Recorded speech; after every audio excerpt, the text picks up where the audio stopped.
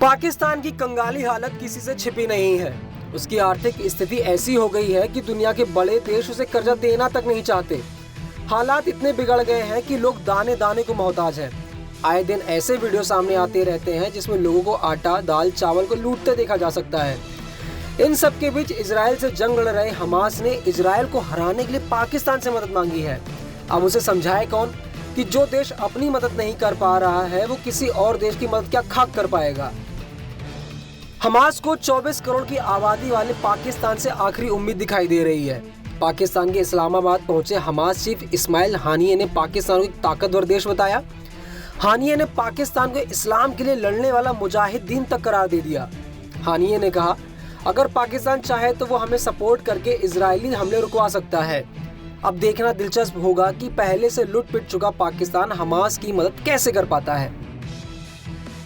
दूसरी तरफ इजरायली सेना ने एक ऐसा वीडियो जारी किया है जिसमें इजरायली सेना गाजा के कई फिलिस्तीनियों को बंधक बनाते दिखाई दे रही है। इजरायल का दावा है कि ये लोग हमास के आतंकी हैं। इजरायली सेना का दावा है कि हमास के इन आतंकियों ने खौफ में आकर सरेंडर किया है। वीडियो में दिखाई दे रहा है कि इन आतंकियों के शरीर पर कपड़े नहीं हैं, वो सिर्फ अंडरगारमेंट्स पहने दिखाई दे रहे हैं।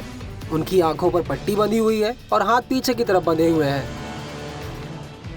दावा है कि हमास के इन आतंकियों ने जावेलिया इलाके में सरेंडर किया। वहीं इजरायली सेना का कहना है कि उसे सैनिकों ने गाजा के स्कूलों और अस्पतालों से हथियार बरामद किए हैं। इसका एक वीडियो भी शेयर किया है जिसमें सैनिक स्कूल से मिसाइलें, ग्रेनेड, बंदूकें निकालते दिखाई दे रहे हैं। इन सब के बीच भारत के लिए एक बुरी खबर भी सामने आई। दरअसल 7 दिसंबर को इजरायल के रिजर्व सैनिक मास्टर सार्जेंट गिल डैनियल्स की मौत हो गई।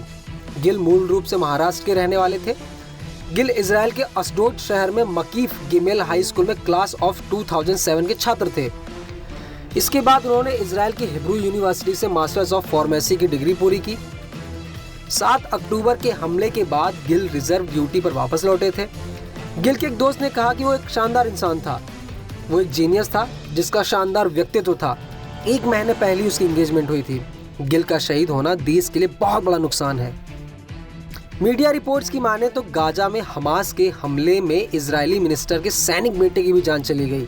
गाजा में जारी जमीनी ऑपरेशन के दौरान मास्टर सार्जेंट गैल मीर इसेनकोट शहीद हो गए। 25 साल के मीर इजरायल के वॉर कैबिनेट मंत्री गाडी इसेनकोट के बेटे थे। मंत्री गाडी इसेनकोट पूर्व आर्मी चीफ थे। सार्जेंट गैल की मौत पर इजरायली पीएम बेंजामिन नेतन्याहू ने भी प्रतिक्रिया दी। मेजर गैल इसेनकोट सच्चे हीरो थे। उनकी कुर्बानी बर्बाद नहीं जाएगी। हम आखिरी सांस तक लड़ते रहेंगे।